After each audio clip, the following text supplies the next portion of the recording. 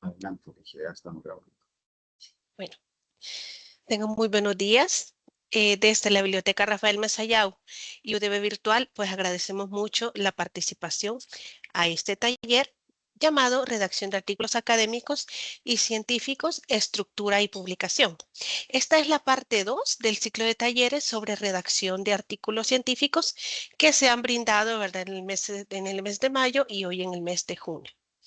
Este espacio pues está diseñado para que ustedes fortalezcan sus habilidades en lo que es redacción y que puedan ustedes comunicar de manera efectiva sus investigaciones.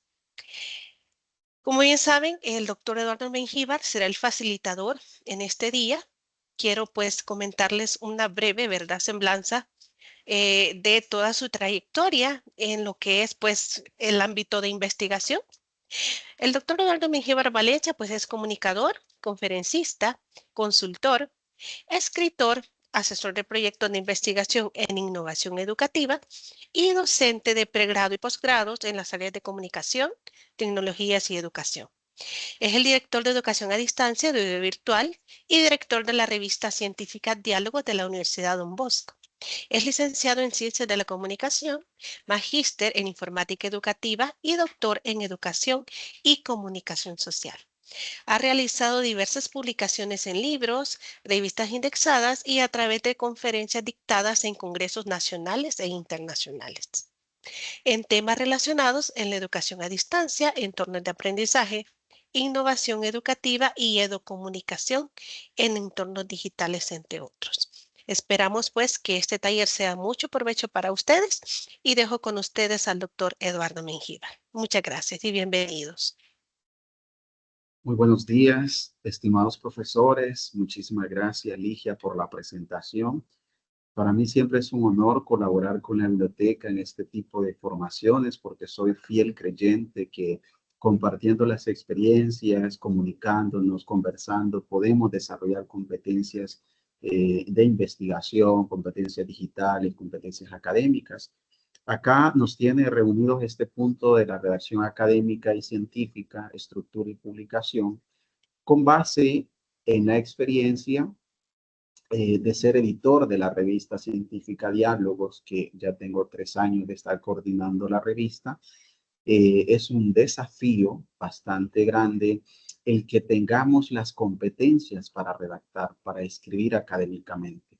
Y muchos de nosotros tenemos competencias en distintas áreas, pero en la parte académica de cómo estructurar una idea, un párrafo, un autor, ¿sí? Al no tener este tipo de formaciones, muchas veces se nos dificulta y el reto es mucho más grande.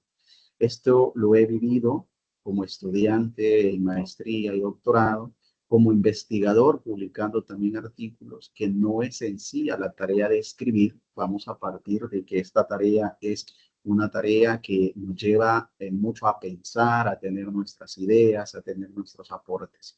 Es muy sencillo copiar, es muy sencillo pedirle a la inteligencia artificial con un buen prompt, pero que nosotros lo podamos pensar, que nosotros lo podamos criticar, debatir, rechazar lo que nosotros hemos escrito es más complejo, ¿no? Muchas veces cuando enviamos nuestro artículo a una revista internacional y nos rechazan el artículo, eh, caemos en aquello de que por qué me lo rechazaron, por qué no fue aceptado el artículo. Y es parte del proceso de que nos hagan observaciones, que nos modifiquen, que sean duros con la revisión para que el artículo tenga la perfección, lo más pulido posible para que otra revista lo pueda aceptar. Y este es un proceso que yo vivo continuamente en la revista Diálogos cuando me envían los artículos y empieza el proceso de revisión, el proceso de revisión a doble ciego y empiezo a mirar temas de escritura, de estilo, de redacción que hay que mejorar. Todos estamos en este camino del aprendizaje, ¿no? Todos estamos desarrollando estas competencias y vamos aprendiendo de las experiencias, de lo que vamos leyendo, de lo que nos vamos empapando, ¿no? Y eso es algo interesante. Y debemos iniciar por la lectura, ¿no? Si nosotros leemos bastante, vamos a tener un acervo cultural que nos va a permitir desenvolvernos, hablar, utilizar las palabras adecuadas, las terminologías adecuadas, y esto mismo se traduce a la escritura, ¿no? A la escritura formal, a un lenguaje formal común. Luego esto en la escritura académica pues ya tiene sus connotaciones, sus estilos que ya los vamos a ir revisando, ¿no? Me voy a apoyar de dos presentaciones. Una es a través de Genially, que tiene ahora la versión de presentar en vivo. Es decir, ustedes pueden en sus teléfonos o en sus tabletas o en sus computadoras colocar el código que les va a aparecer y tener la presentación también ustedes al mismo ritmo que mi persona. ¿Sí? Lo vamos a poder hacer. Y luego vamos a hacer algunos ejercicios en otra herramienta que también ustedes van a tener acceso al código para que vayan desarrollando, ¿sí?, las oraciones que yo les voy a solicitar y que las podamos compartir, debatir y ver si están correctamente escritas o no. En este momento yo les comparto pantalla para que podamos ver la presentación que les mencionaba. Ya pueden muy seguramente ver mi presentación y me voy a ir acá a compartir en vivo para que ustedes puedan tener la presentación con el código que aparece. Ustedes entran acá a playgenially.com, que es la dirección, y este es el código que tienen que colocar, 532-487, ¿sí? Entran a esta URL que está acá y colocan el código. Solo tienen que poner play.genially.com. ¿Sí? Por ahí también me puede colaborar Ligia o Felipe, que también está en la sesión, para que nos pueda ayudar con la URL y con el código. 532-487. Ya tengo acá un participante, vamos a mirar, tengo otro participante. Por ahí les va a pedir muy seguramente algún nombre, les va a pedir algún apellido o el nombre que ustedes quieran colocarse. Bien, ya tengo 4 participantes, excelente. Muy bien. Esta dinámica ustedes la pueden implementar también con sus estudiantes, ¿no? Para que en vivo ellos vayan viendo cada una de las láminas que vamos a ir mostrando y que puedan interactuar y participar. Excelente. Vamos a iniciar. El código siempre se va a mantener en la presentación para que ustedes puedan, los que aún no han iniciado, puedan entrar, ¿no? Bien, los que no ingresaron, tengo 8 participantes, 9, aún acá arriba puede ingresar, aquí está play.genially y el código de acceso. Esto se va a mantener a lo largo de la presentación, ¿sí? Para que ustedes lo tomen en cuenta. Solo déjenme un segundo. Bien, vamos de nuevo acá. Y esto que ustedes, tengo 11 personas acá en vivo, pueden irse conectando las demás personas con el acceso de 532-487. Y así tenemos todos la presentación, ¿sí? Ya hay 13 personas y aquí van a ir conectados. Bien, este taller, este ejercicio, esta experiencia es sobre redacción de artículos académicos y científicos, basada, como les decía, en la revista Diálogos, en lo que yo voy viendo con los artículos que me envían, tanto de nacionales, de la Universidad Don Bosco, como de afuera también. Hemos publicado ya varios artículos internacionales de autores que han hecho investigaciones empíricas, pero también han hecho otro tipo de investigaciones, como por ejemplo más bibliográfica, de revisión, de reflexión. Entonces, hay una experiencia que es la que yo quiero compartirles, ¿no? Aquí está un poco el objetivo, que es herramientas prácticas para la redacción, presentación y publicación de artículos, ¿sí? Esto les va a servir no solo para la revista Diálogo, sino para cualquier otra revista, ¿no? Esto, muy seguramente los que estamos en la línea de comunicaciones, que estamos en la línea de educación o educomunicación, han leído muy seguramente Casani. Casani es para mí un referente en todo este tema de la escritura, en todo este tema de la coherencia, de la preproducción, de cómo hacer la elaboración de borradores de escritura, etcétera, ¿no? Y por eso tengo acá un parafraseo de Casani de hace bastante tiempo, pero que es válido. Cuando ella nos menciona que la escritura es una función epistémica. Cuando habla de esto de epistémico, está hablando de conocimiento.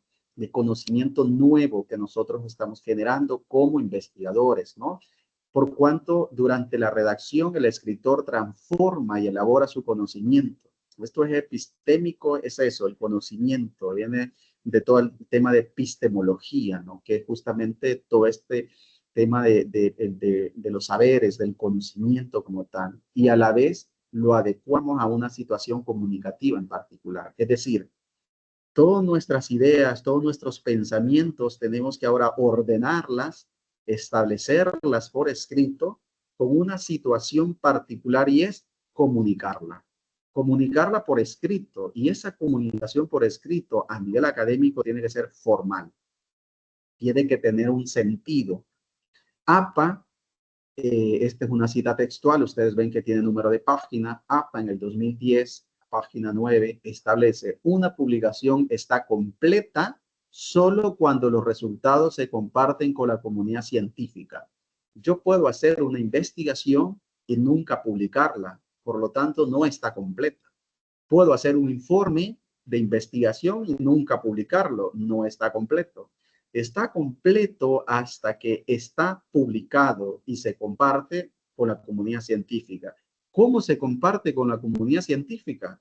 Publicando el artículo en una revista científica, publicando el artículo en un libro, publicando en un material donde va a tener acceso a la comunidad científica.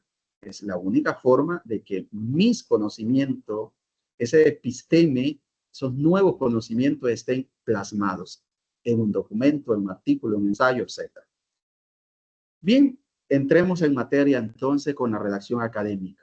En esta primera parte vamos a mirar elementos muy puntuales que nos permiten o tener una buena comunicación escrita o tener una mala comunicación escrita por oraciones, conectores, etc.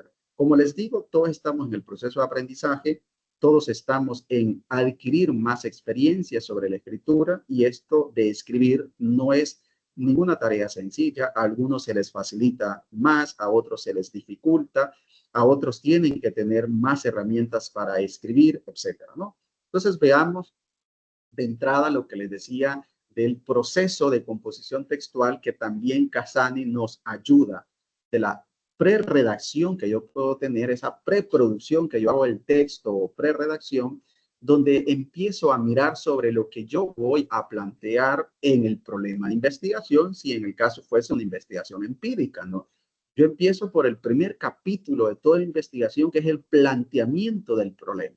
El planteamiento del problema es justamente esa pregunta que yo me hago sobre el problema que yo voy a abordar. Entonces, exploro el problema retórico trazando el mapa de escritura. Cuando yo voy a escribir mi informe, mi artículo, no voy a partir de que en ese momento voy a empezar la investigación. Voy a partir de lo que yo ya investigué, ¿sí? Porque muchos me han preguntado en qué momento yo tengo que escribir el artículo, cuando ya hizo la investigación, cuando ya hizo toda esa exploración, el planteamiento del problema, la metodología, el análisis de resultados, la discusión, si lleva conclusiones, las recomendaciones, si ya hizo un proceso de investigación que va a aplicarlo, todos estos apartados, pues después los escribe. Y para escribir hay todo un proceso de borrador, de conectar ideas, de empezar a esto no me gusta, luego lo reviso y me doy cuenta que no está bien escrito, colocar los autores más pertinentes, buscar los autores del campo, etcétera. Y para ello nos da este tipo de recomendaciones, desde la selección y delimitación del tema, la intención comunicativa, porque si es empírica, pues va para una comunidad científica, ¿no? Entonces mi lenguaje es académico, es bien formal, determinar el objetivo, el contexto, el público, que en este caso es la comunidad científica, idear el contexto y una serie de elementos que yo tomo en cuenta cuando yo estoy estructurando esa redacción a partir de lo que yo ya investigué. Luego, la producción de texto o la redacción. Ya me coloco a redactar mi primer borrador o mi primera versión. Muchas veces queremos que en ese primer borrador ya esté listo, pulido y ya esté para publicarlo. Y no, es un borrador en el que va a pasar algunos filtros todavía. Se lo puedo enviar a un colega, se lo puedo enviar a otro profesor que tal vez esté en la misma línea o a un profesor que no está en la línea para saber si entiende lo que yo he escrito. Sí, es importante evaluar y ser crítico con el borrador, es decir, no ser tan, pensar que se va a publicar, sino ser muy juicioso con la escritura, pero también ser muy fuerte en el que si esto no funciona, pues hay que volverlo a redactar y hacer una reestructura, una reescritura del segundo, tercer borrador o los borradores que salgan, ¿no? Sí, para quienes hemos hecho este ejercicio de hacer un borrador, hacer unas ideas, comprenderán que lleva tiempo, que esto toma bastante tiempo de nosotros y recursos, porque no es que tengamos solo el tiempo para escribir, tenemos otras actividades y por lo tanto hay que ir buscando espacio para escribir.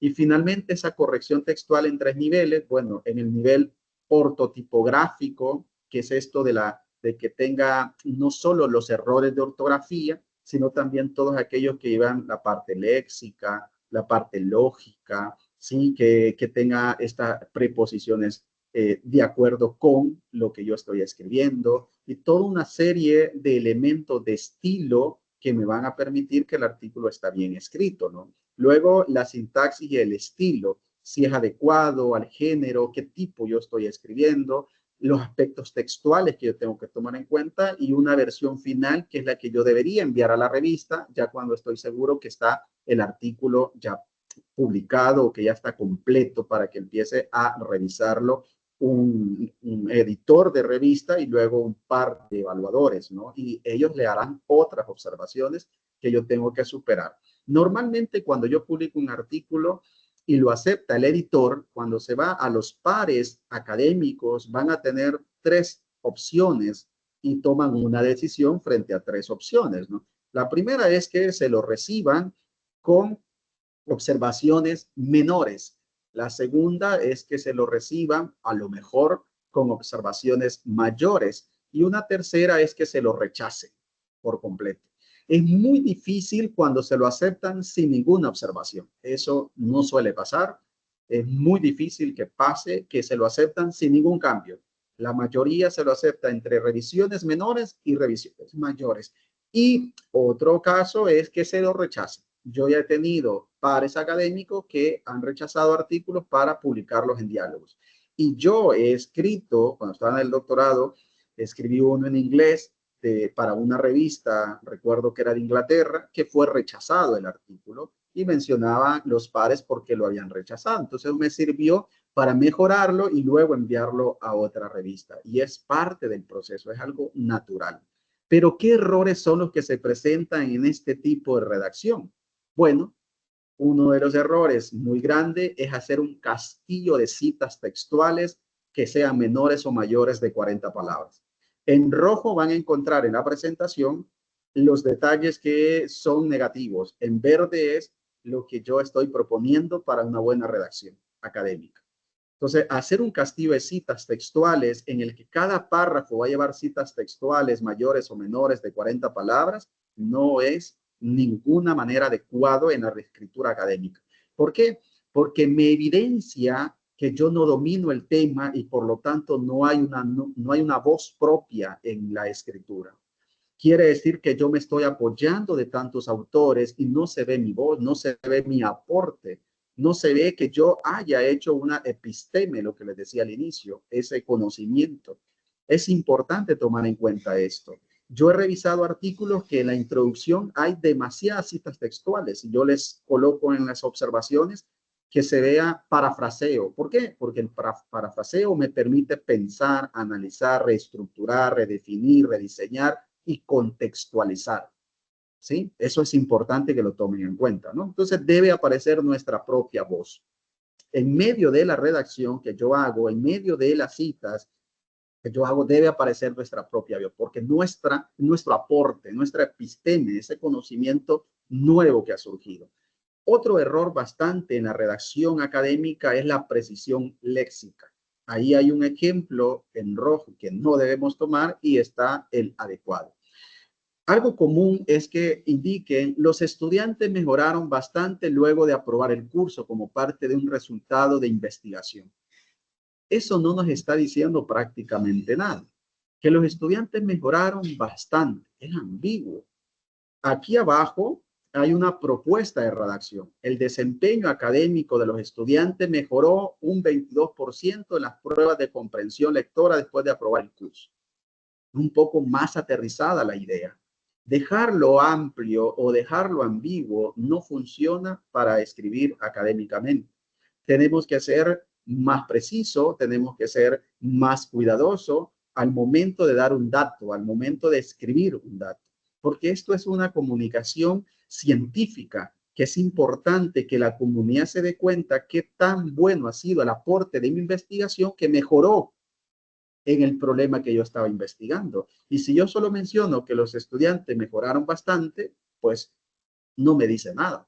Mientras que si yo empiezo a generar y a conectar las variables que yo estuve investigando y empiezo, digamos, el desempeño académico puede ser una variable, ¿no? Y yo empiezo a conectar, eso es mucho más enriquecedor para el artículo. Veamos otro ejemplo. Repetición innecesaria de palabras o ideas. También es muy común encontrar en los artículos que diga esto: el informe presenta un informe detallado de los hallazgos, o las conclusiones hemos concluido o se ha concluido. Si ya estamos en el apartado de la conclusión o estamos en el apartado de introducción, no hay necesidad de volver a mencionar eso, porque eso le quita la rigurosidad, le quita la presentación de la información. Entonces, la idea sería: el documento presenta un análisis detallado de los hallazgos, en lugar de decir el informe presenta un informe detallado. He visto mucho que en el apartado de las conclusiones, que justamente es conclusiones, pues repiten a veces en cada oración, en cada inicio de párrafo, que se ha concluido sobre esto. Pero es que ya estoy en el contexto de la conclusión. Ya no hay que decirle al lector que estoy ahí, porque ya el apartado es conclusión. Entonces, no es necesario mencionar este tipo de repetición innecesaria porque le quita lo estético a la escritura. También se dan las citas sin análisis o dependencia de citas extensas. Esto también es común en los artículos que yo he revisado a nivel de redacción académica. Se coloca la cita textual, en este caso una cita textual de Pérez: la educación debe ser inclusiva, crítica y liberadora. Página 15 de Pérez. Y mi aporte tan pobre es, y eso es cierto. Eso es una conversación. Eso puede surgir en un debate, pero en la escritura académica yo tengo que decir qué estoy diciendo con esa cita o por qué la estoy colocando. Bueno, un ejemplo: Pérez sostiene, que esto ya es un parafraseo, que la educación debe ser inclusiva, crítica y libertadora. Esta afirmación se relaciona con los principios del modelo pedagógico adoptado en este estudio. Ya es amplio, ya doy mi aporte. Y hay muchos de los elementos que recibo que justamente se coloca la cita textual y luego dice: este estudio responde a esta línea de este autor, pero que no me está diciendo mayor cosa. Entonces, al tener esa trampa, al tener ese elemento que me obstaculiza, lo mejor es hacer el parafraseo, no dejar la cita textual, ya sea menor o mayor de 40 palabras, sino hacer el parafraseo, profundizar, conectar. Y recuerden siempre tener presente su tema de investigación, su pregunta de investigación, los objetivos de investigación, para que todo vaya respondiendo a esto, ¿no? Y que se vaya creando una lógica en el cuerpo de todo el texto, ¿sí? Vamos a mirar entonces el uso correcto del tiempo verbal. Otro fenómeno que se da en la parte metodológica es el uso incorrecto de verbos. Esto lo vamos a mirar más adelante, cómo debe ir estructurado en el artículo. Si en la introducción tiene que ir tiempo presente o pasado, si en la metodología tiene que ir tiempo presente o pasado, también se los voy a compartir. Bien, elementos donde yo uno tiempo pasado y presente. Por ejemplo, los datos fueron recolectados en el 2023, eso es pasado. El análisis se realiza mediante SPSS, presente. Entonces, una solución es: los datos fueron recolectados en 2023 y se analizaron mediante SPSS, versión 26, por ejemplo, entre paréntesis. Es importante siempre poner la versión del software que yo he utilizado. sea SPSS, sea Atlas, sea Maxcuda y Miner, que es para análisis cualitativo. Hay que poner la versión. Hay que decirle al lector y a la comunidad científica qué versión yo utilicé. Si yo utilizo cualquier otro software que me permita ahora con análisis de inteligencia artificial, tengo que citarlo y tengo que mencionarlo en la metodología, ¿sí? Porque es importante hacerlo y no hacer esa mezcla de los tiempos pasados y presentes en una misma oración, ¿no? A partir de ahí, entrando en los apartados grandes de un artículo, el uso incorrecto de tiempo verbal es algo común. ¿Por qué? Porque muchas veces en la introducción hacemos una mezcla entre el pasado y el presente y luego a la metodología nos vamos también haciendo una mezcla y ya hay elementos consensuados en la comunidad científica de cómo utilizar los tiempos verbales en los apartados de los artículos. Y aquí les comparto. En la introducción se utiliza el presente simple para objetivos, sus objetivos al realizar una investigación, revisión de la literatura sobre el tema de investigación. Ojo, la revisión de la literatura se utiliza en presente. Los resultados de estudios previos que se consideran correctos y relevantes para el presente estudio, aquellos antecedentes que yo estoy generando, se establecen en presente simple. Si yo digo, bueno, la investigación de Mengíbar arroja que las tecnologías de la información mejoran los aprendizajes de los estudiantes a distancia, pues ahí estoy utilizando el presente. No digo la investigación de Mengíbar arrojó, sino arrojan. ¿Por qué? Porque ya está publicada la investigación en la comunidad científica. Es una investigación que ya está publicada. Y alguien en una ocasión me preguntaba, ¿y lo que yo estoy escribiendo lo tengo que poner entonces? Yo les dije, no, porque su investigación todavía no está publicada. Y como no está publicada, pues la tiene que poner en pasado. Yo tengo que decir allá en los resultados lo que yo encontré, no lo que estoy encontrando en presente, sino lo que encontré y lo tengo que poner en pasado, en los resultados. Ahora bien, mi investigación va a ser publicada. Cuando esa investigación la citen, la tomen y la tomen para los antecedentes, la tomen para la revisión de la literatura en la introducción o en el marco teórico, en el estado del arte, en un capítulo completo, van a presentarla o van a utilizar el verbo en presente. Van a decir ahí, la investigación de Mengíbar arroja que, porque está publicada ya la investigación. Veamos entonces también el uso de estos tiempos siempre en la introducción. Utilice el pasado simple en la introducción cuando describe la metodología de investigaciones previas. Cuando describimos metodológicamente, si fuese, por ejemplo, un estado del arte en el que estamos describiendo en un artículo, en una investigación previa, la metodología, es importante que esta parte metodológica de lo que utilizó la investigación anterior la escribamos en pasado. Pero cuando mencionamos resultados de investigaciones previas, se escribe en presente, de investigaciones previas. Cuando abordo ya metodología, que esto se utiliza mucho en el estado del arte, cuando vemos qué otros estudios han hecho y qué han impactado, qué han utilizado, qué metodología, qué diseño han utilizado, entonces lo utilizamos en pasado cuando abordamos la introducción, que recuerde que en el artículo científico tiene el apartado completo de introducción, luego metodología, luego análisis, luego discusión, etcétera. Cambia mucho de revista en revista, ¿no? Pero al menos la que manejamos en diálogo es todo un apartado de introducción donde van los antecedentes de la investigación, que se divide en 3 apartados puntuales, luego la parte metodológica, que es esta que les estoy mostrando, y luego un apartado entre análisis y discusión, y finalmente para los que desean ponerle recomendaciones, etcétera, o conclusiones también, ¿no? En la metodología utiliza el tiempo pasado simple para describir las tareas que realizó durante la investigación y cómo se realizaron. Pasado, tenemos que escribirlo en pasado. No vamos a escribir, por ejemplo, se utiliza el software SPSS para el análisis de datos cuantitativos, sino que se utilizó el software, tal como lo veíamos en los ejemplos anteriores, ¿no? Utiliza el tiempo presente perfecto para, solo si es necesario, para describir las primeras etapas de procedimientos experimentales. Esto es importante porque tenemos diseños de investigación dentro de lo cuantitativo, Sabemos que tenemos diseños de investigación experimental y no experimental, ¿cierto?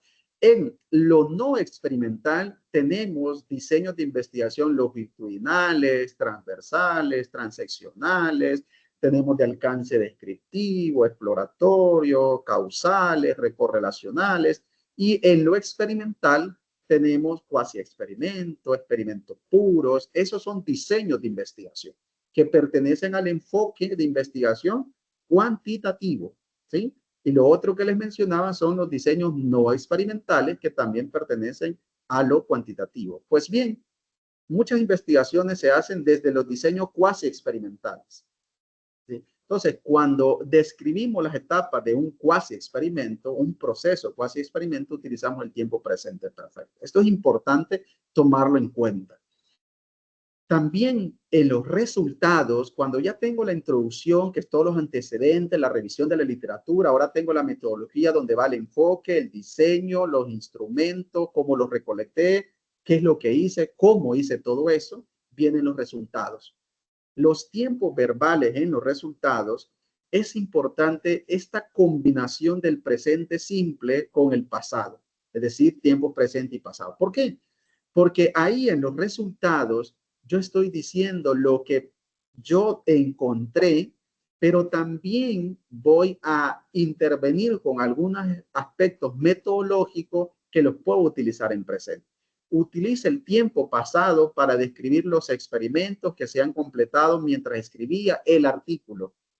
Cuando les menciono experimento, me estoy refiriendo a todo el tema de cuasi experimento, experimentos puros dentro del diseño de experimento, el enfoque cuantitativo.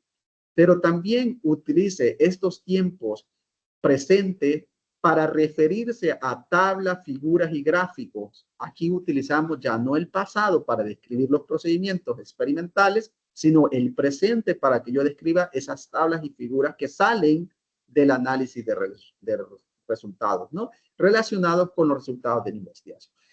Un análisis de resultados de investigación debe ir acompañado con tablas y figuras que me permiten sintetizar la información que encontré, no repetirla, no redundar. APA nos dice que las tablas tienen que ser cuidadosamente establecidas de manera sencillas, con líneas muy sencillas, sin ninguna decoración, y las figuras también muy sencillas, pero que me permitan profundizar la información, que me permitan sintetizar información. Y ahí utilizamos el tiempo presente, porque vamos a hacer referencia a la tabla, por ejemplo, 3. La tabla 3 describe, ¿sí?, las variables estudiadas en esta investigación, por ejemplo. Entonces utilizamos el tiempo verbal presente.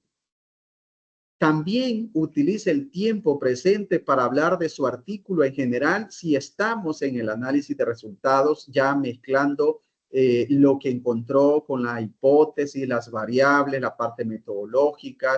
Vamos utilizando el tiempo presente para describirlo. Y luego está otro apartado que es sumamente importante, que es la discusión. La discusión es justamente ese diálogo que yo hago con lo que encontré en los antecedentes, lo que encontré en la revisión de la literatura. Pues para ese apartado, utilizamos el tiempo pasado para resumir los resultados. Utilizamos el tiempo presente para interpretar resultados y explicar la importancia, pero utilizamos también sugerencia y ahí utilizamos tiempo futuro.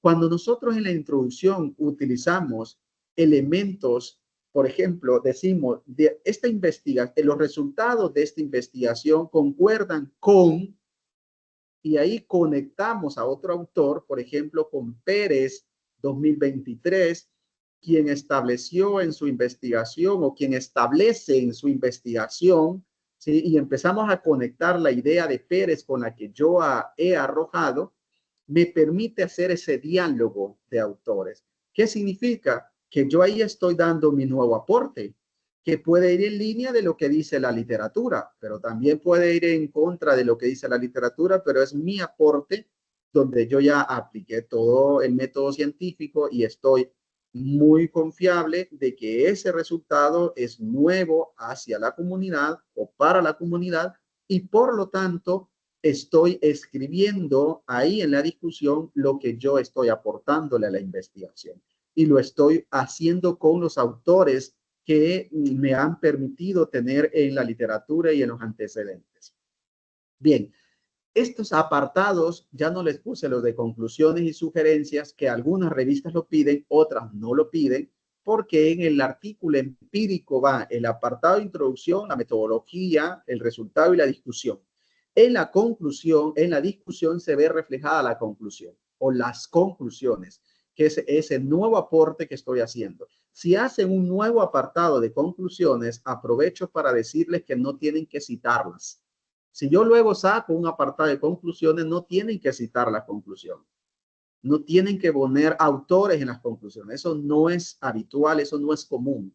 Sí, puede ser también una observación de los editores o los pares que ustedes pongan en las conclusiones autores.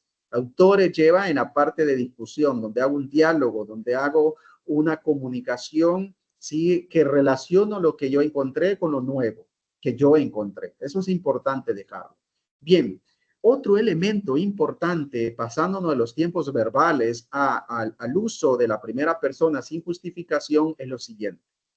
Cuando yo escribo académicamente, tengo que utilizar tercera persona. Es decir, yo un artículo empírico que voy a publicar, no voy a utilizar la primera persona. No voy a utilizar ni la primera persona singular ni plural. ¿Sí? Aquí hay un ejemplo. En mi opinión, creo que este método es más efectivo. Tiene que utilizarse. Los resultados sugieren que el método utilizado mostró mayor efectividad en comparación con el grupo control. En este caso, si fuese un quasi experimento. Pero no utilizo mi opinión, no utilizo mi primera persona en el artículo, sino tercera persona. ¿Sí? Eso es importante tomarlo en cuenta. Hay excepciones de los editoriales que sí se puede utilizar la primera persona en plural o la primera persona en singular, sí, con la editorial, porque es un punto de vista, ¿no? Sí, es aceptable, digamos, pero en los artículos académicos es importante la tercera persona, sí, en todo el artículo.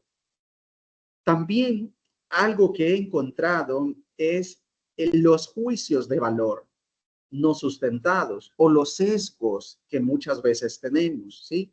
Esto de la objetividad, sabemos que desde nosotros como sujetos, ¿sí? Difícilmente tenemos esa objetividad, pero debemos buscarla con las investigaciones desde la parte de sustentación teórica, metodológica.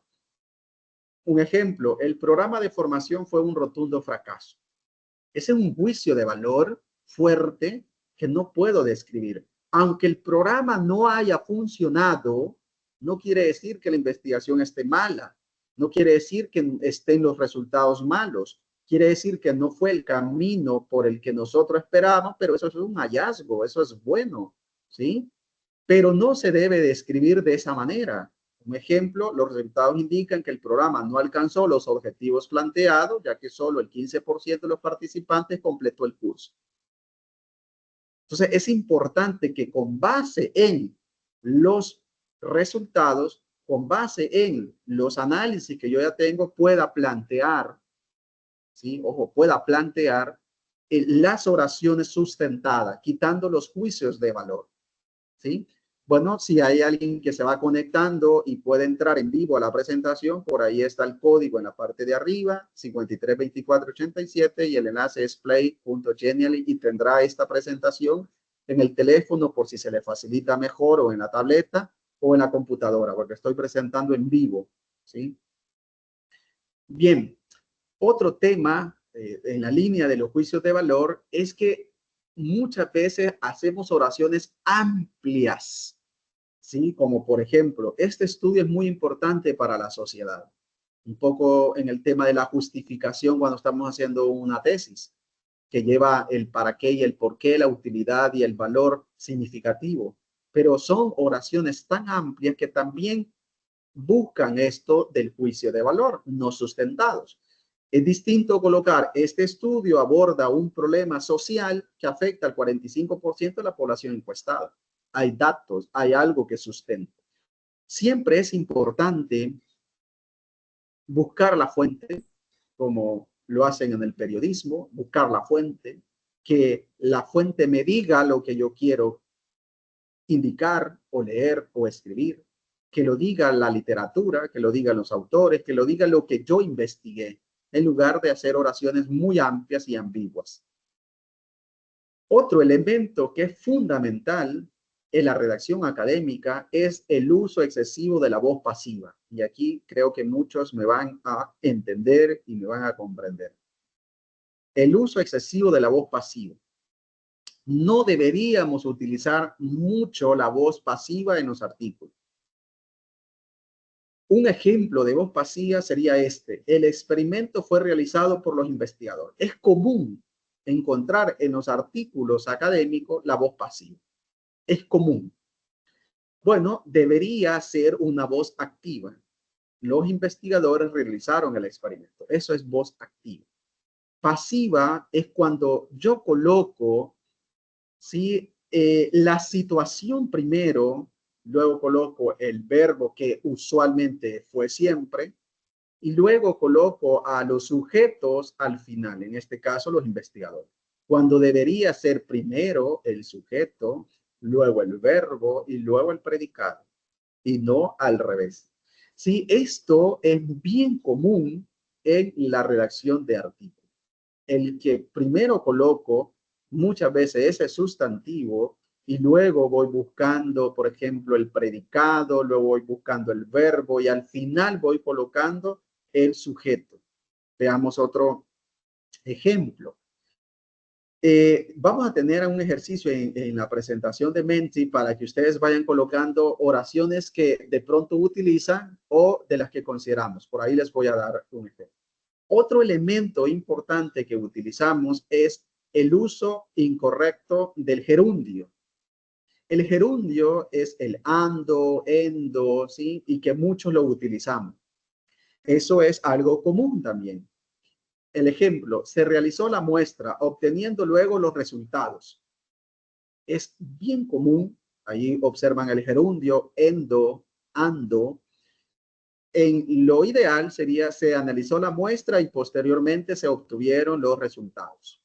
Tratar siempre de mirar que no vayan tantos gerundios o que no se repitan tantos gerundios en mis oraciones. Esto es parte de la escritura adecuada. También se ha encontrado mucho el incorrecto, digamos, uso de preposiciones, ¿sí? Es común también y lo hablamos, lo decimos, lo he escuchado yo en actividades, en profesores. Por ejemplo, basado en los resultados, se concluye que lo mejor sería con base en los resultados. También otro elemento común es el de acuerdo. Es de acuerdo con, lo más correcto es así y utilizar esa preposición con, ¿sí? Por aquí creo que la tengo. Aquí está. El de acuerdo con es algo que es común. De acuerdo a. Y lo correcto es de acuerdo con, ¿sí? Lo que continúa. No de acuerdo a, sino de acuerdo con lo que yo tengo adelante, que en este caso la teoría de Piaget. ¿Sí? Eso es algo común también que yo he encontrado en la revisión de artículos, ¿no? Y que también les hago esas observaciones para mejorar en esta escritura. Uso incorrecto de las mismas preposiciones. Sabemos que hay muchísimas preposiciones, ¿no? Aquí le he traído algunos ejemplos. Entre más se estudia, mejor se comprende el fenómeno. También se escuchan este tipo de oraciones, ¿sí? Ese entre más se puede mejorar mientras más se estudia, mejor se comprende el fenómeno. No entre más se estudia, sino mientras más se estudia. ¿Por qué? Porque estoy en ese momento estudiando, no entre, sino mientras yo estoy estudiando, pues se va comprendiendo mejor el fenómeno y se van haciendo estas adecuaciones de redacción que nos van a permitir una mejor escritura. También existe demasiada información incorrecta sobre el verbo haber. Pensamos que el verbo haber es variable y la RAE nos dice que el verbo haber es invariable. Por ejemplo, hubieron muchos estudios sobre el tema. Hubo muchos estudios sobre el tema. ¿Por qué? Porque el hubo es invariable, ¿sí? No es de género y número, ¿sí? Esto también lo he visto y lo he corregido muchas veces, ¿no? Pleonasmos en la escritura académica. A continuación se presenta un breve resumen. Es un pleonasmo. ¿Por qué? Porque el resumen ya es breve. No necesito decir breve resumen. Sí, eso también lo he visto yo en informes, lo he visto escrito en muchas ocasiones. Y solo sería a continuación se presenta un resumen del estudio. ¿Por qué utilizamos todo este tipo de palabras? Porque muchas veces no tenemos más que muletillas para irlas utilizando. No tenemos más palabras y utilizamos muletillas para que nos fluya. Se volvió a repetir el experimento para verificar los resultados. Eso es pleonasmo, porque se volvió a repetir. Entonces, volvió y repetir lo mismo, ¿no? Entonces, se repitió el experimento para verificar los resultados. Eso también es común verlo. ¿Por qué? Muchas veces estamos en esto del afán de escribir y no miramos los errores. Y les confieso, me ha pasado muchísimo. No miro los errores.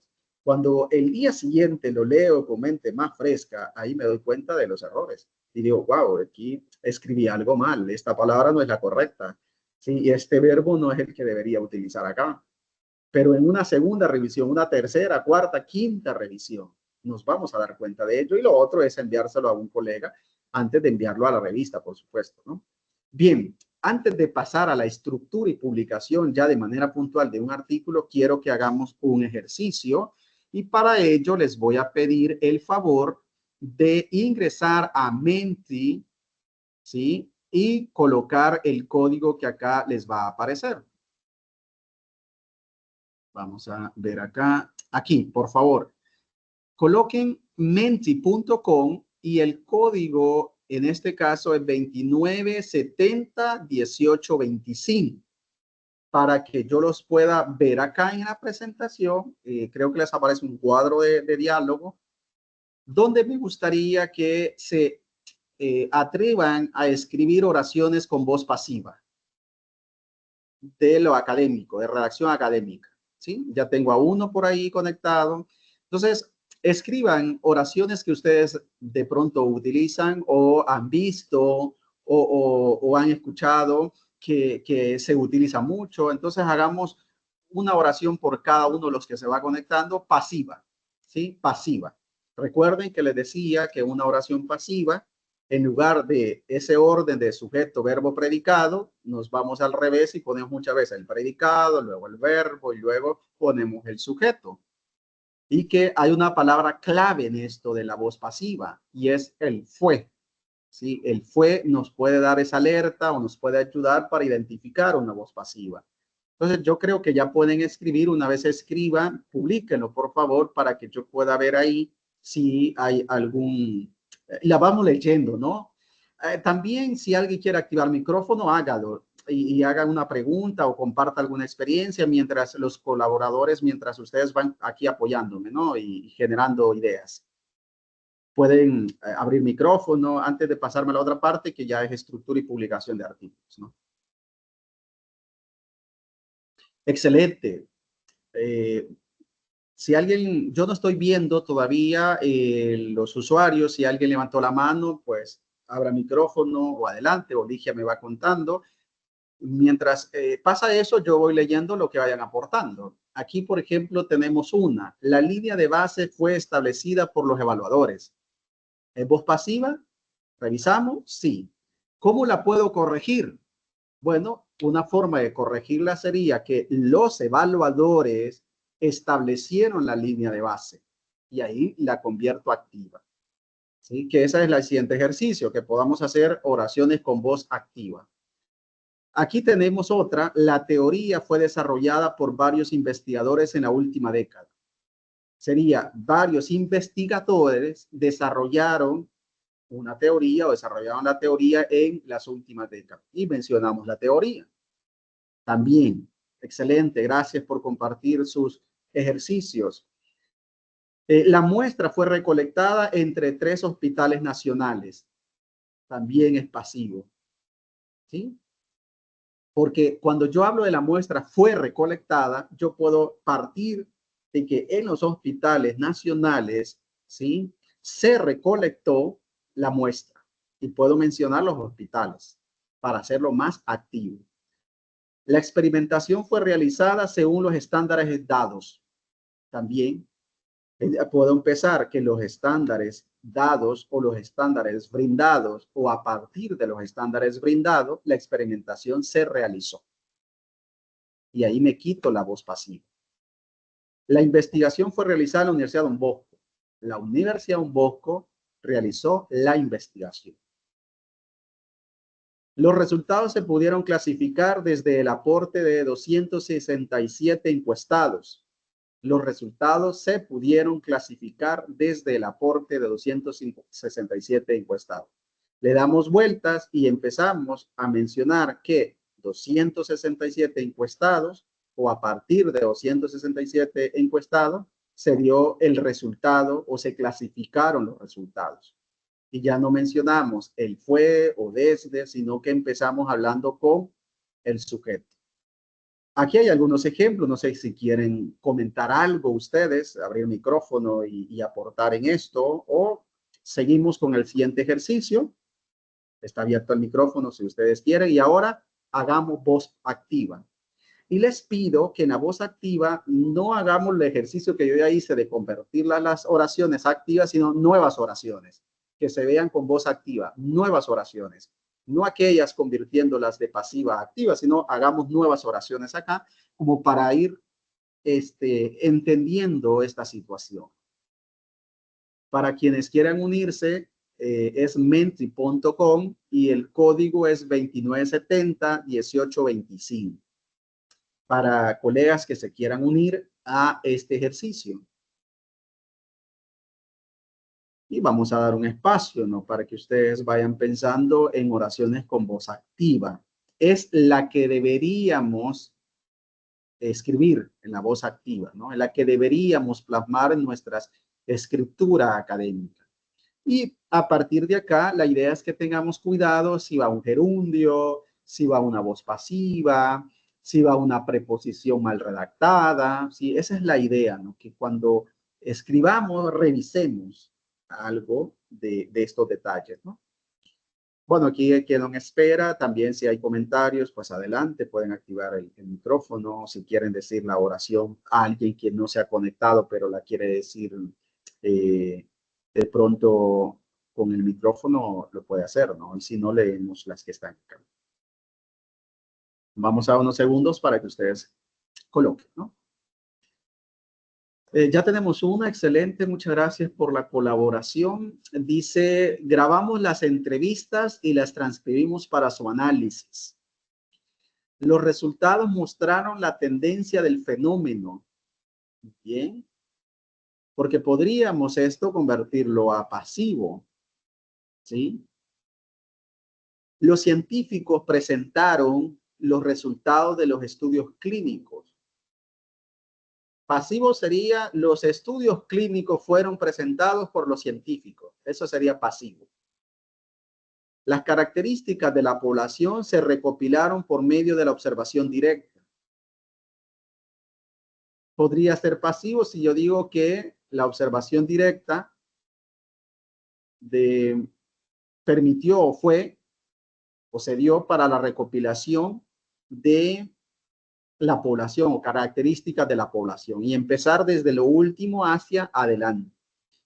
De acuerdo con, ahí utilizo bien la preposición, con el paradigma Voltage, el sistema preventivo puede adecuarse a los diferentes contextos históricos y culturales. Está bien utilizada la preposición y utilizamos paradigma en lugar de hablar del pasivo y empezar desde que los contextos históricos y culturales permiten o permitieron y utilizamos al revés la oración. Los docentes de ciclo 1 y 2 de educación básica evidenciaron mejoras en sus prácticas pedagógicas relativas a la interacción con sus estudiantes. Y vamos mirando que esto de la voz activa, de tener siempre presente el sujeto y darle voz al sujeto y no permitirlo hasta el final, porque eso es lo que nos permite la voz activa, que el sujeto tiene voz y no el predicado, ¿sí? Eso es lo importante de tomar en cuenta y es muy común que se escriba desde el predicado y no desde el sujeto. La sociedad del cansancio tiene una relación fuerte con la meritocracia. La sociedad del cansancio tiene una relación fuerte con la meritocracia. Podríamos iniciar con la meritocracia y darle vuelta a la oración y tener algo más pasivo, ¿sí? Si en el caso fuese descrito de esa manera. La investigación la dirige la Universidad Don Bosco con el fin de entender mejor a los estudiantes. Y ya le doy protagonismo a la universidad como voz activa. Sin embargo, en países centroamericanos como El Salvador, la enseñanza musical enfrenta múltiples desafíos. Muy bien. Cada vez que yo le doy voz al sujeto, estoy haciendo oraciones con voz activa. Vamos a avanzar en otro ejercicio y ahora quiero que escribamos oraciones con el uso de gerundio. Si se recuerdan en los ejemplos, el gerundio es el uso indebido o excesivo de ando, endo. ¿Sí? Y le vamos a tratar de dar un giro a la oración.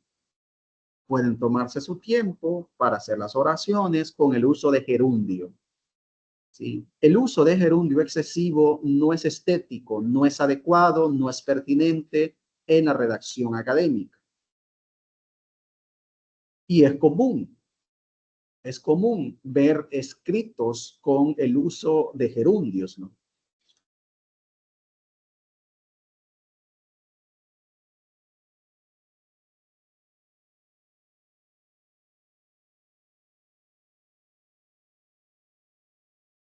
En cuanto aparezcan los primeros aportes, vamos a irlo leyendo y compartiéndolo y viendo cómo podemos evitar el gerundio.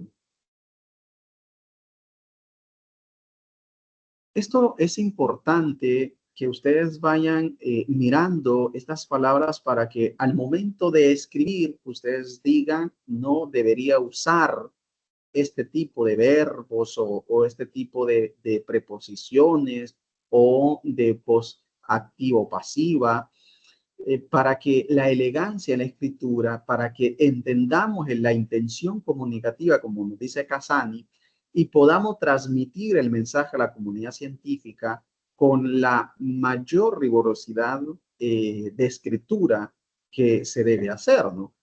Es difícil, evidentemente, porque siempre estamos en un contexto donde escribimos poco. Estamos en un contexto donde la misma tecnología que nos ha favorecido en muchísimas cosas nos ha perjudicado también en escribir. Y por lo tanto, nuestro cerebro se vuelve un poco más haragán. Las ideas cuestan que surjan más difícilmente. ¿Por qué? Porque no estamos escribiendo, porque no estamos ejerciendo nuestra mente para escribir, para el pensamiento crítico. Muchas veces se lo pedimos al ChatGPT, a Gemini, a DeepSeek, a cualquier herramienta de inteligencia artificial y ya no lo escribimos nosotros. Y entonces este ejercicio de la escritura cada vez se vuelve más interesante porque es parte de la creatividad, es parte del pensamiento crítico que nuestros estudiantes deben desarrollar.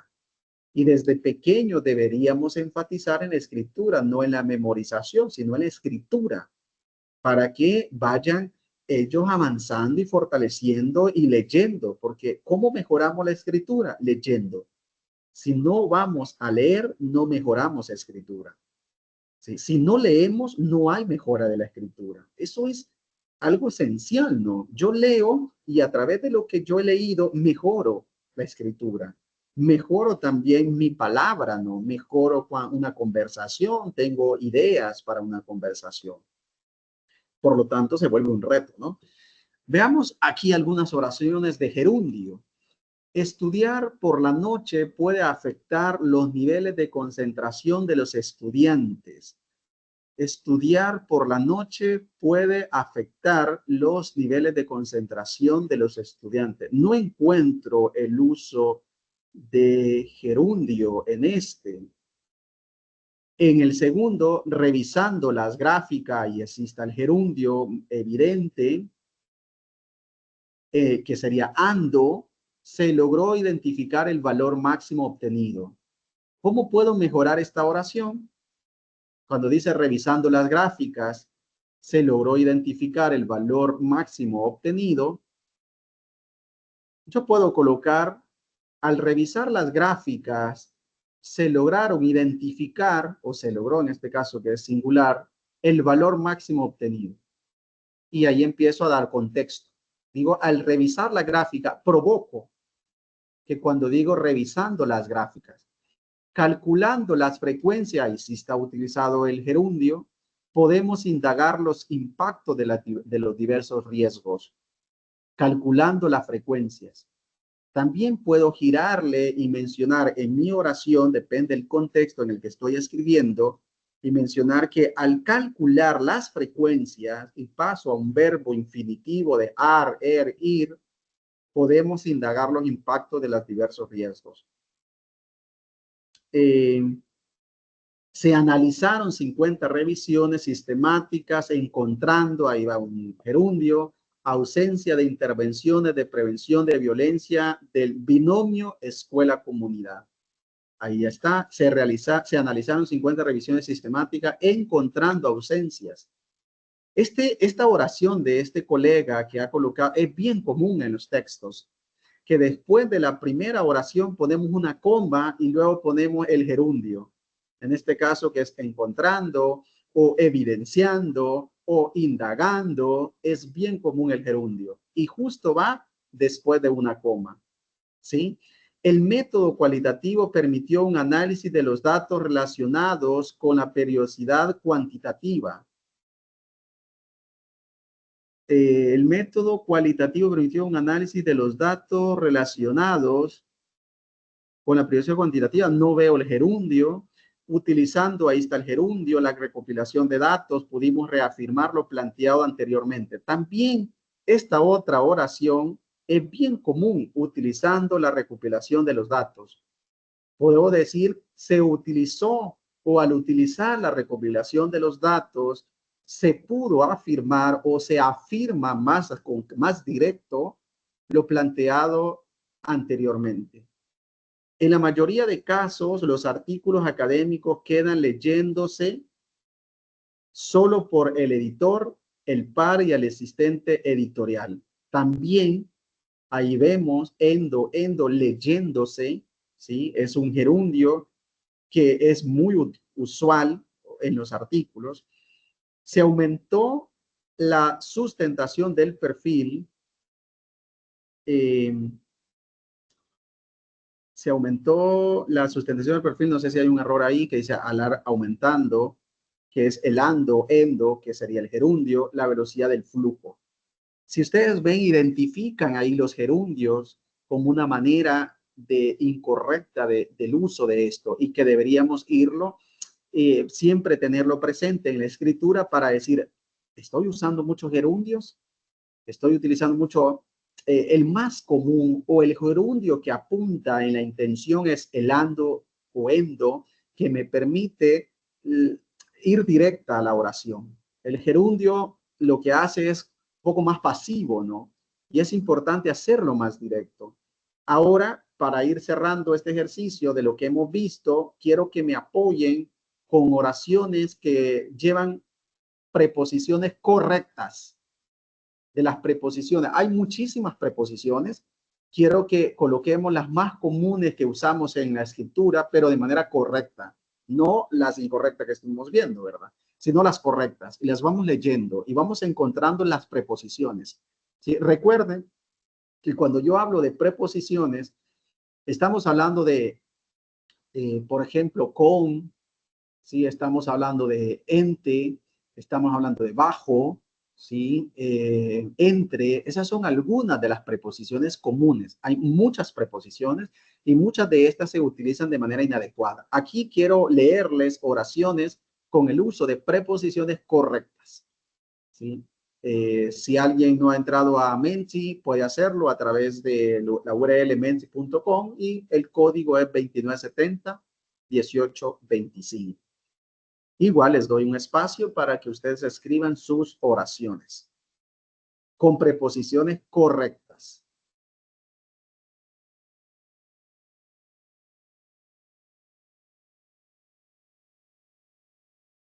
y las vamos leyendo. Igual tienen abierto el micrófono porque ustedes quieren opinar. Adelante. Yo no estoy viendo los participantes, así que no puedo ver si hay mano levantada, pero si lo hubiese, pues adelante, ¿no? Es este espacio de ustedes, ¿no?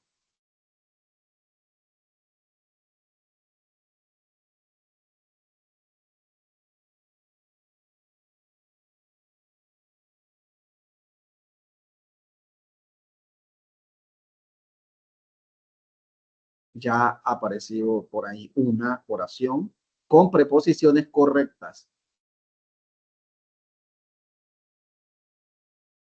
En la primera dice, los resultados se analizaron mediante métodos estadísticos correlacionales.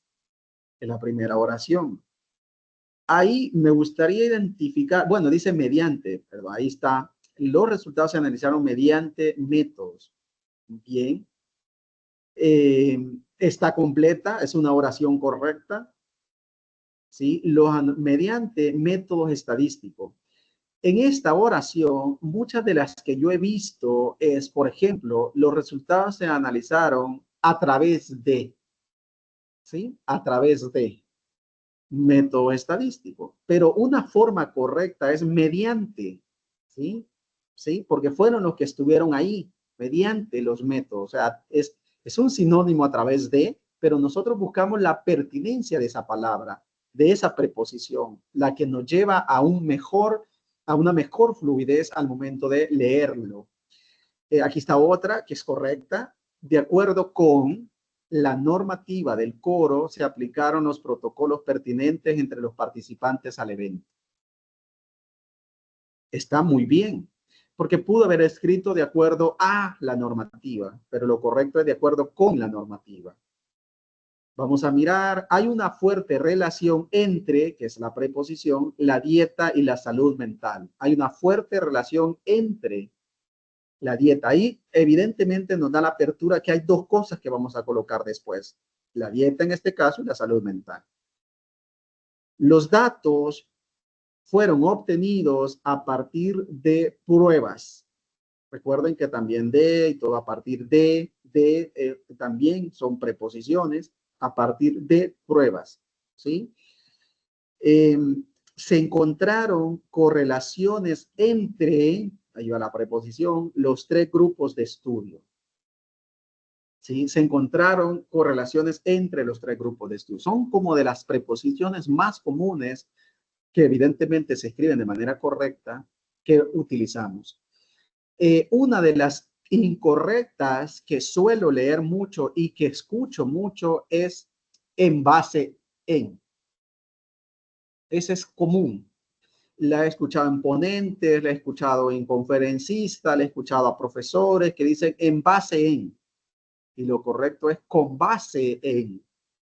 Eso es lo correcto, ¿sí? Otra que he escuchado es, por ejemplo, en relación a, y tiene que ser en relación con, ¿sí? Es común también escucharla y verlas escritas, ¿no? Leerlas también es común. Esto de en base en es un fenómeno porque lo he escuchado muchas veces, en base en, y es con base en, ¿sí? Es la forma correcta. Bien, vamos entonces a una segunda parte de la presentación para los que están acá. Y como les decía, en vivo, voy acá. Todo esto, cómo se pone en práctica en el tipo de artículo de investigación. Cuando yo escribo, coloco una investigación. Si voy a hacer una investigación, lo que las revistas premian, de alguna forma esperan recibir son artículos originales, inéditos o llamados empíricos. ¿Qué quiere decir todo esto? Que son resultados de una investigación inédita, de una investigación empírica, de una investigación original. Son los que privilegian las revistas. Todas las revistas del mundo privilegian los artículos de investigación original, producto de una investigación empírica. ¿Qué estructura es la que lleva y tomando en cuenta todo el tema de redacción académica? Pero esto tiene que ver con redacción académica también.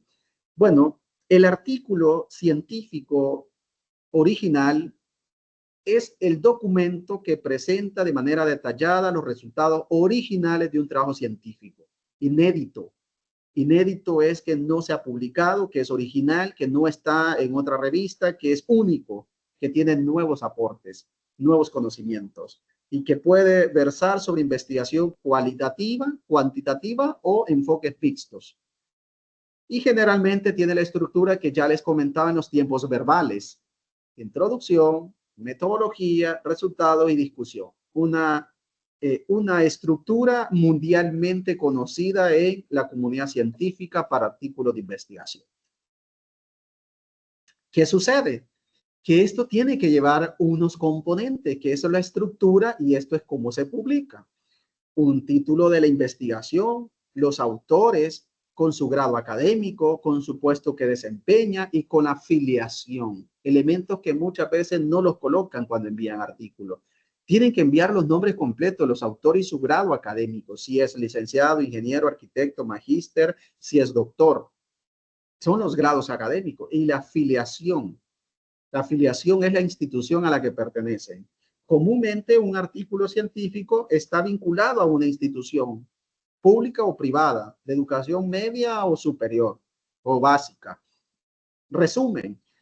Bueno, naturalmente, o lo más común, al menos en la revista Diálogos, es que el resumen esté en español y también en inglés. No más de 250 palabras de texto en el resumen. ¿Y este resumen qué es? El resumen es lo último que yo debería escribir.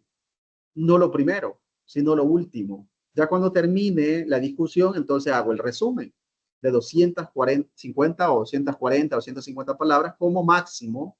¿Sí? Y ahí me dice qué es lo que está haciendo, me tiene que decir en el resumen el objetivo, me tiene que decir el enfoque de investigación y me tiene que dar generalidades de lo que encontró la investigación, de lo nuevo. Eso debe ir en el resumen. Es importantísimo esos elementos que vayan en el resumen. Las palabras clave son... Eduardo, perdón, una pregunta. Adelante, Robert. Siempre me ha quedado esta inquietud. Si el artículo, por ejemplo, solo se publica en español, ¿por qué de igual forma siempre tiene que hacerse el abstract o el resumen en inglés? Muy bien. Mi preconcepción es esta. ¿Es por si a Ajá. alguien le interesa y lee el abstract para publicarlo en otro idioma? ¿Es así? No necesariamente. Y es que, fíjate, Roberto, que en los estándares de las revistas académicas te piden en alguno hasta tres, digamos en el resumen, tres versiones. Te piden, por ejemplo, portugués, español, inglés. Nosotros en la revista aceptamos artículos completos en inglés, español y en portugués. Ya hemos publicado en portugués y hemos publicado en inglés y toda la mayoría en español. Pero el resumen, esencialmente, cuando hablamos de el abstract o el resumen en español y en inglés, recordemos que cuando subimos todo esto a datos, a base de datos, siempre utilizamos algo que se llama metadatos.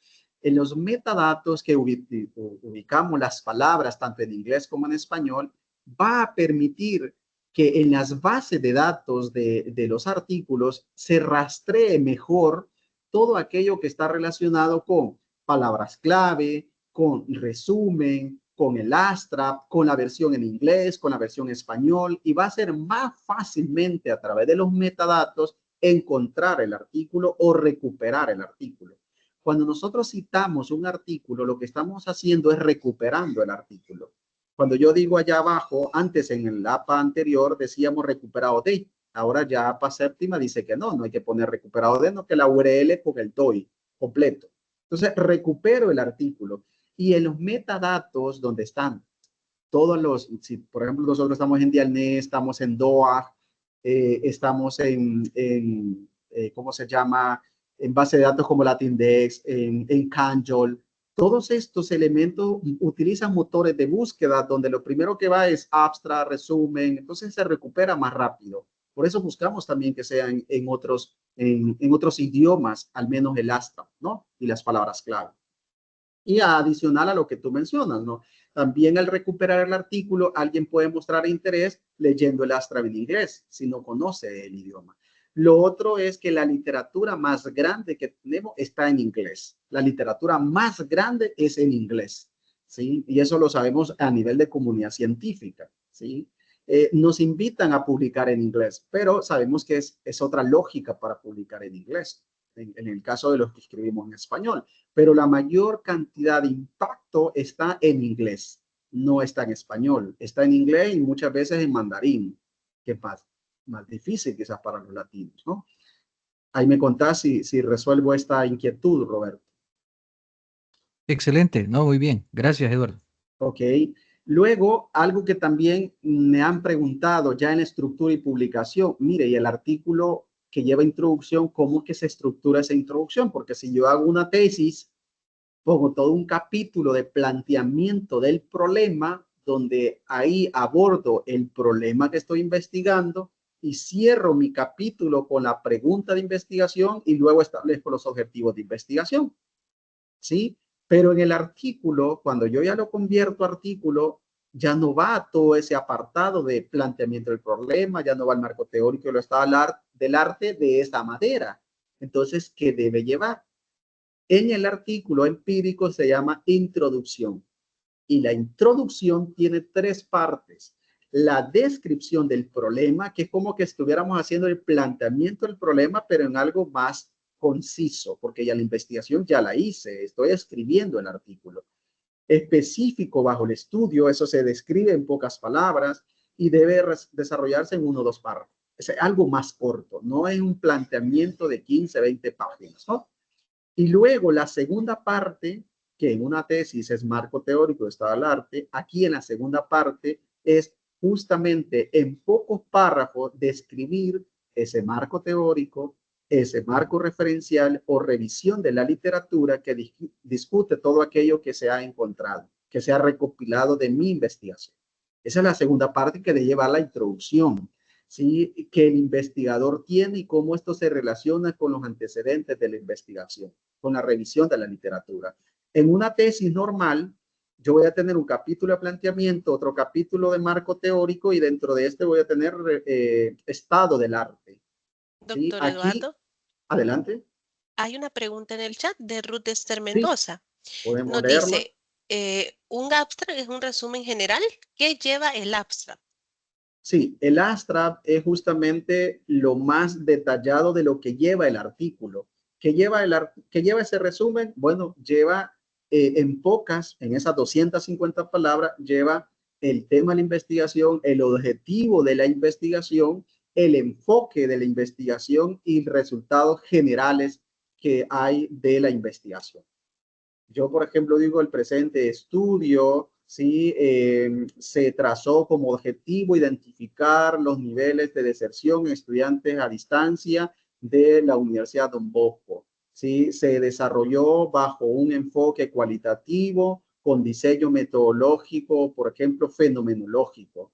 ¿Sí? Los resultados indican que los estudiantes desertan por estas causas, por ejemplo. Eso es un resumen.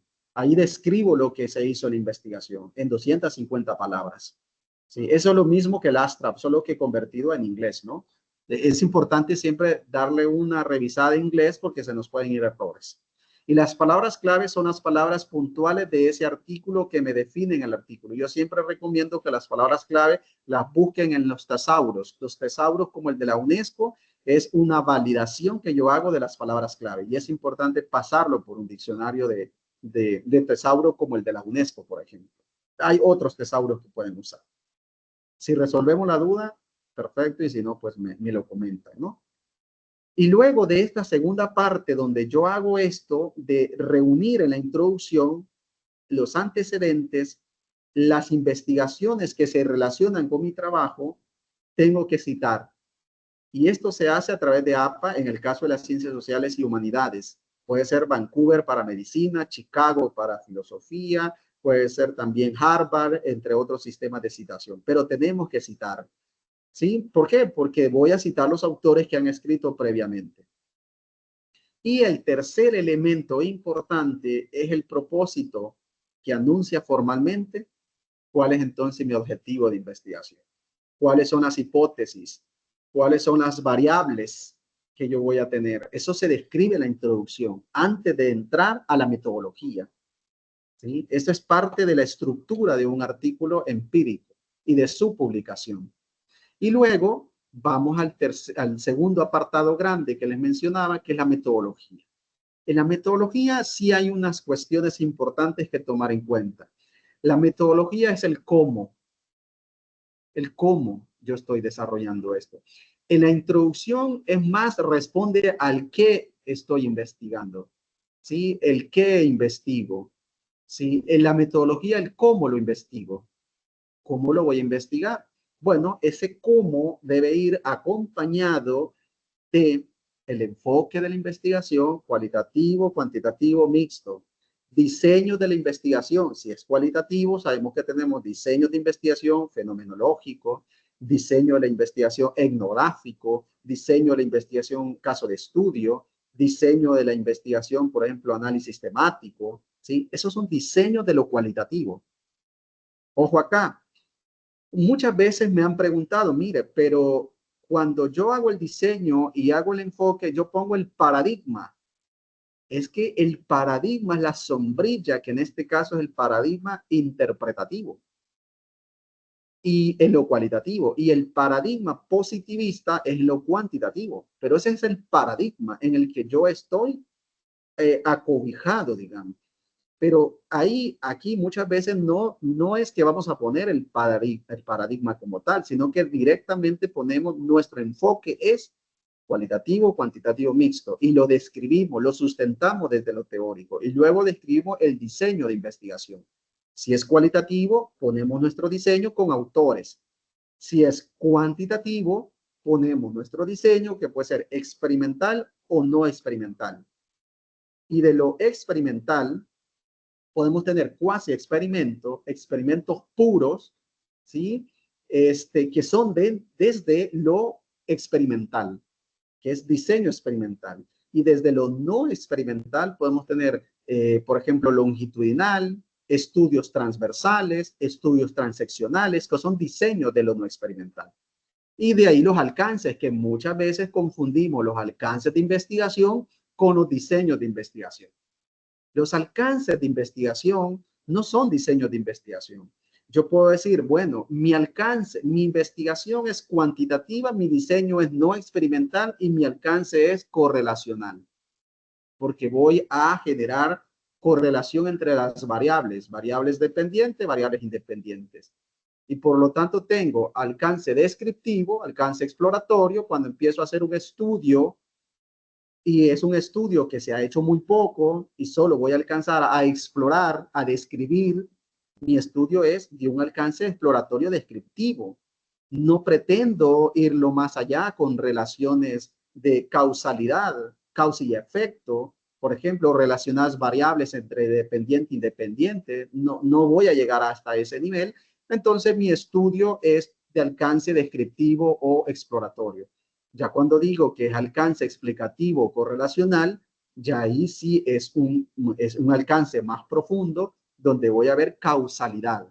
Si, por ejemplo, estoy investigando factores que inciden en el éxito académico, que voy a relacionar la investigación que estoy haciendo, en los estudiantes de UDB virtual que se gradúan, el éxito académico de estudiantes graduados de UDB virtual, yo tengo mi variable, ¿sí?, dependiente, que es el éxito académico, y las variables independientes, que son, por ejemplo, el apoyo familiar, el trabajo, la organización que yo hago de mis estudios, la disciplina, etcétera. Entonces, si yo quiero ver cómo una variable independiente influye en la variable dependiente, el éxito académico, y cómo esta, al tener mayor organización, me permite mejorar y salir bien y tener éxito académico, por ejemplo, yo ahí no voy a hacer algo descriptivo y exploratorio. Yo voy a hacer algo correlacional y voy a hacer pruebas paramétricas y pruebas no paramétricas, ¿sí? Porque ya voy a implementar más estadísticamente si eso es así. Si, por ejemplo, hay una correlación entre variables. Esto también es muy bien recibido en los artículos en las revistas, que se haya hecho, por ejemplo, alcances más correlacionales, más explicativos, no tanto descriptivos exploratorios. Entonces, se le da gran privilegio a los artículos que vienen con estadística, que vienen con un análisis, por ejemplo, de multifactorial, con análisis, por ejemplo, de SPSS mucho más avanzado que solo la descripción, ¿sí? Entre otras pruebas que se pueden hacer, como chi cuadrado, por ejemplo, ¿no? Entre pruebas paramétricas y no paramétricas. Eso se da privilegio en las revistas académicas. Entonces, describir todo esto es el corazón también de la investigación a nivel metodológico y son de las cosas que más cuesta porque muchas veces decimos, sí, es que lo puedo hacer, pero esto es cuantitativo y tengo que manejar estadística y yo no puedo manejar estadística, ¿sí? Porque tengo que manejar SPSS, tengo que sacar el alfa de Cronbach, tengo que validar los instrumentos, tengo que hacer chi cuadrado, tengo que hacer, por ejemplo, Shapiro-Wilk o pruebas de cualquier otra que me permite estadísticamente tener significatividad, pero se requiere cierta práctica para irlo haciendo, ¿no? Tanto en estudios no experimentales para este tipo de alcance como en estudios experimentales con grupo control y grupo experimental. Todo esto está vinculado a la metodología y un artículo va a tener más aceptación si tiene este tipo de investigación, si tiene este tipo de profundidad en el estudio, ¿sí? Porque uno descriptivo, un exploratorio, yo paso una encuesta y empiezo a hacer gráficos y empiezo a mirar de que los estudiantes dicen esto y el gráfico y solo describo. Eso no tiene mayor profundidad. Pero si ya me empiezo a mirar entre la relación de las variables, eso ya tiene más profundidad en el estudio y más aporte a la comunidad científica. Y es mucho más valorado en las revistas científicas. Luego de todo este capítulo vienen los resultados. Los resultados es la recopilación de los datos. ¿Qué dicen los datos? ¿Cómo se presentan los datos? Y ahí viene toda la parte estadística de presentar los gráficos. Sí, sí, sí. Aunque sea cualitativo, se pueden presentar gráficos de frecuencia, no hay ningún problema. Si es cuantitativo, evidentemente, con mucha más razón, van los datos estadísticos, los gráficos, ¿no? Todo esto tiene que ir presentado de manera breve en los resultados. Y esa discusión entre los hallazgos que luego se van a exponer en el apartado de discusión, es importante tenerla clara también. La redacción que yo hago en los resultados es de lo que se ha encontrado en el análisis de esa metodología, de eso que yo ya hice, de esa aplicación que yo ya hice, y la describo en el análisis de resultados. Pero ojo, no puedo repetir la información y luego cuando voy a discusión no voy a repetir lo que ya escribí en análisis. En muchos casos, por ejemplo, en las tesis les ponen análisis y discusión de resultados. Y cuando yo he leído documentos así, siempre les menciono por ahí de que se evidencie el resultado y que se evidencie la discusión. Porque si no, solo se van a resultados y no hay discusión. Y la discusión me permite llevar al nuevo conocimiento, al nuevo aporte, al episteme, ¿sí? La discusión, porque es la discusión donde yo voy a dialogar, voy a interactuar y voy a generar nuevo aporte y voy a estar de acuerdo con lo que dice la teoría o en línea con otros autores. Y es lo nuevo que va a surgir de ahí. Entonces es importante que tenga esto de la discusión, sus implicaciones, sus posibles aplicaciones, todo vaya en esta discusión. También es importante ver futuras líneas de investigación. ¿Qué otras propuestas se dan, se colocan para que otros investigadores hagan esto? ¿Qué aprendizajes también? Muchas veces tenemos miedo de escribir esto, de que describa lo que no me funcionó. Es importante escribir lo que no funcionó también. No solo lo bonito que fue la investigación y que todo fue una maravilla, sino lo que posiblemente fracasó, lo que no funcionó. Es importante escribirlo. No se ve mal mencionar eso porque otro investigador retoma su tema y a lo mejor toma en cuenta eso que usted está describiendo que no funcionó. ¿Sí? Claro, hay que hacerlo con palabras elegantes, académicamente, no como aquellas que veíamos de esos juicios de valor de decir que esto fue un fracaso, por ejemplo. A lo mejor que por la naturaleza de la investigación no se obtuvieron los resultados esperados, pero lo que se ha mostrado revela que hay un importante impacto en los aprendizajes, por ejemplo, de tal grupo de estudiantes con estas edades, etcétera, y se va haciendo bien específico. Luego, el último es la referencia. La referencia siempre debe ir en orden alfabético, de acuerdo con la normativa APA, si fuese APA, y al final se colocan ya anexos y en el caso se requieren poner anexos. No es obligatorio en los artículos científicos poner anexos, pero si requieren por alguna situación en particular de un experimento, se pueden poner anexos. Bien, quiero escuchar algunas opiniones sobre esto, dudas que ustedes tengan también, porque me interesaba que ustedes observaran más el artículo empírico inédito, que es el que se va a privilegiar más en las revistas científicas. Voy a dejar de compartir pantalla porque todo este rato no había logrado ver acá y me voy para acá. Si tienen dudas o preguntas, adelante para que las podamos resolver, ¿no? Por ahí Ligia les ha compartido el formulario. Ustedes se inscriban ahí, por favor, coloquen los datos bien, sus nombres, porque van a recibir el diploma, ¿sí?, de participación a esta actividad. ¿Tienen preguntas sobre tanto en estructura como, por ejemplo, preguntas de tipos de redacción o qué es lo que lleva algún apartado que no les haya quedado claro? O alguna cuestión que ustedes digan, qué consejo, qué recomendación la pueden hacer.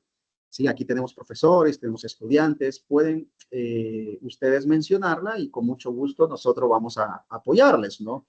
Roberto, adelante. Bueno, en primer lugar, agradecerte porque de alguna manera tener como esta estructura, ¿verdad?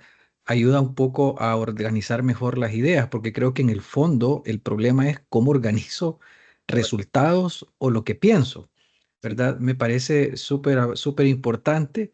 He ido tomando nota de algunas cosas, ¿verdad? También las sugerencias en cuanto a la redacción también es sí. importante porque quieras o no, yo soy alguien que voy corrigiéndome en eso, ¿no? Hay que irme quitando los gerundios, porque es una muletilla, digamos, de redacción, los gerundios, Total, ¿no? total, Así total. como hay muletas para hablar, yo el equivalente Sí, para escribir son los gerundios, sí, ¿verdad? sí, sí, tienes Entonces, razón. Sí, me parece muy bien.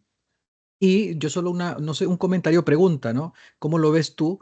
Creo que también en la medida que uno escribe, uno desarrolla el estilo, porque yo recuerdo que una vez alguien me preguntaba, ¿y cómo desarrollo el estilo? Y yo me quedé, bueno, o sea, yo creo que eso uno lo va desarrollando en la medida que escribe, o sea, sí, sí, no es como un manual, ¿no? Entonces creo que tiene que ver un poco como la visión que yo tengo de mi disciplina, de lo que estoy investigando, me corrige si eso es así, y la manera en la que lo expreso, ¿verdad?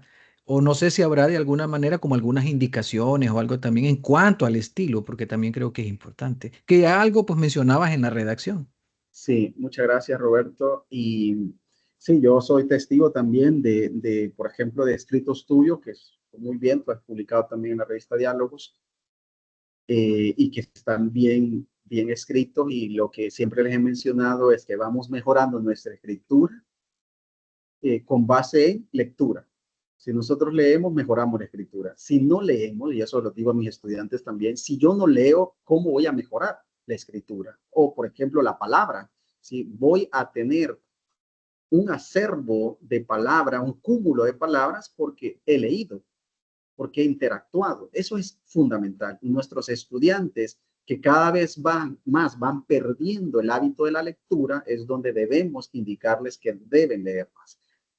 En relación con lo que dice Roberto, el estilo, cada uno tiene un estilo particular, siempre y cuando no usemos estas muletillas o estas preposiciones incorrectas, voz pasiva, no utilizamos el gerundio. Si nos quitamos todo esto, pues vamos a encontrar nuestro estilo de redacción, porque aquí también, por ejemplo, faltó que en la redacción es importante todo el tema de signo de puntuación.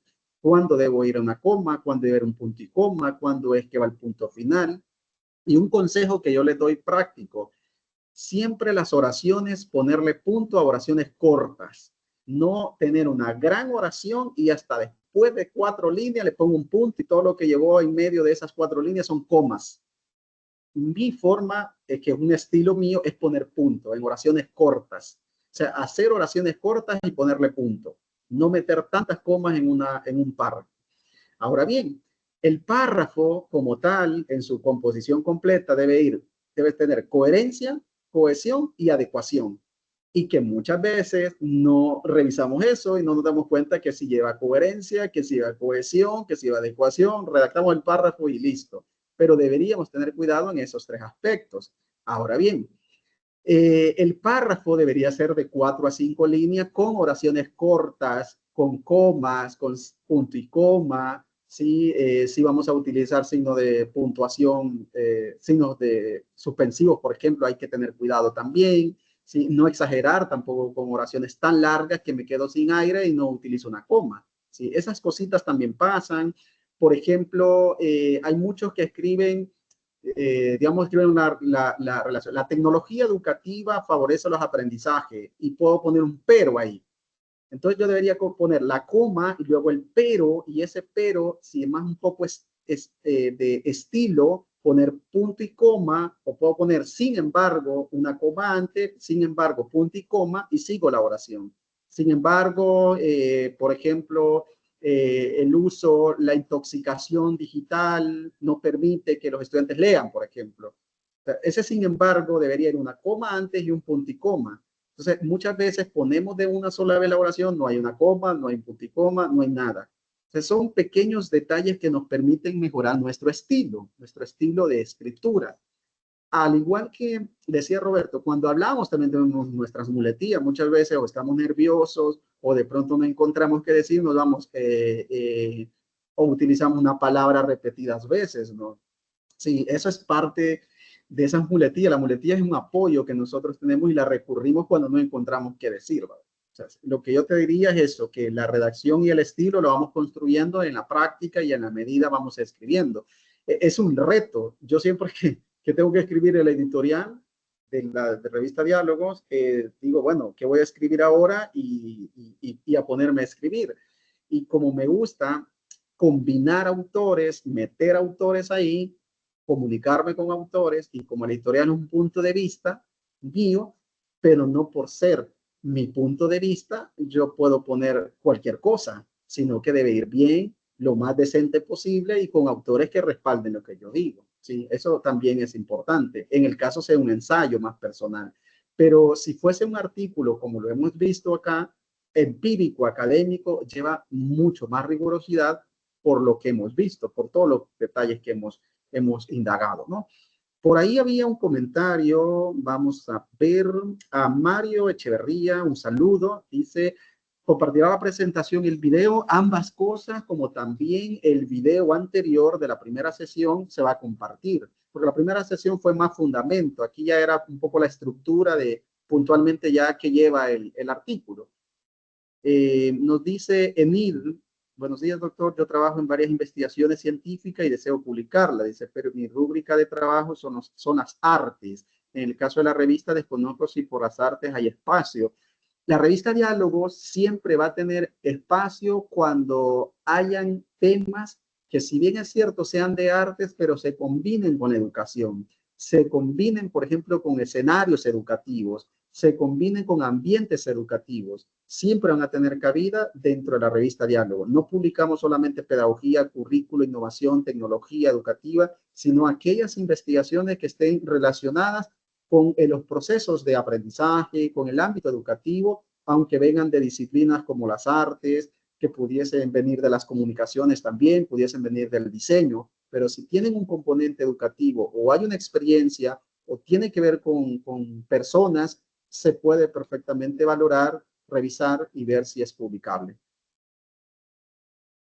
Y una adecuada sintaxis, dice Mario Echeverría, justo cuando estaba mirando lo de adecuación, coherencia y cohesión que lleva un párrafo. Así es, correcto.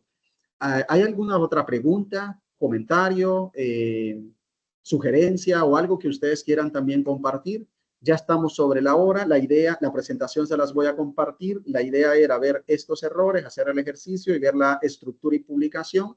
Como les digo, particularmente yo he tomado la revista Diálogo, pero es un estándar que ustedes van a encontrar en otras revistas también de afuera. Lo mismo que les van a pedir la introducción con apartados bien puntuales, la metodología con un detalle bien específico, luego los resultados y la discusión y evitar todos estos elementos de preposiciones, gerundios, voz pasiva, estos de las también elementos de tiempos verbales, que es algo bien común en la estructura del artículo, que yo mezclo el tiempo pasado y presente cuando debería ir solo pasado o debería ir solo presente, ¿no?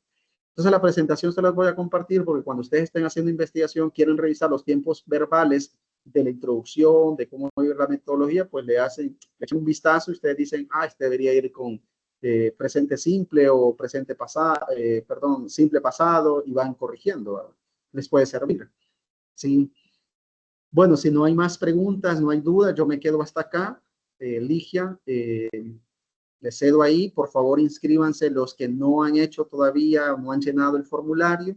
Y esta presentación con el video se va a subir a YouTube de la biblioteca y se les va a compartir a todos los que se inscribieron y recibirán diploma los que han participado, los que se han inscrito y los que estuvieron en la primera formación también van a recibir, ya Ligia se va a encargar de ello, y también van a recibir el material de la primera sesión para que vaya completo, ¿no? Yo le voy a pasar la base de datos a Ligia, que en la primera sesión fue un profesor de la UCA, muy bueno con el tema de fundamento de escritura, ¿no?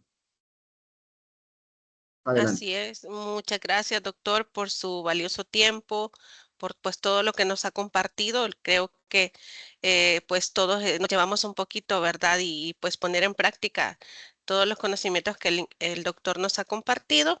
Y sí, agradecerles que todos han completado el formulario, ya revisé y sí, todos los asistentes lo han completado. Así es que muchísimas gracias y posteriormente pues les dejaremos llegar sus diplomas y les invitamos pues a que sigan siendo parte de las diversas actividades y talleres que desde la biblioteca pues estamos brindando, y agradecerle también al doctor Eduardo como UDB Virtual pues que siempre nos apoya, ¿verdad? Así es que muchas gracias a todos y que tengan un excelente día. Muchas gracias. Gracias Muchas a gracias. todos. Hasta luego. Saludos. Gracias. Dejaré de compartir. Muchas gracias.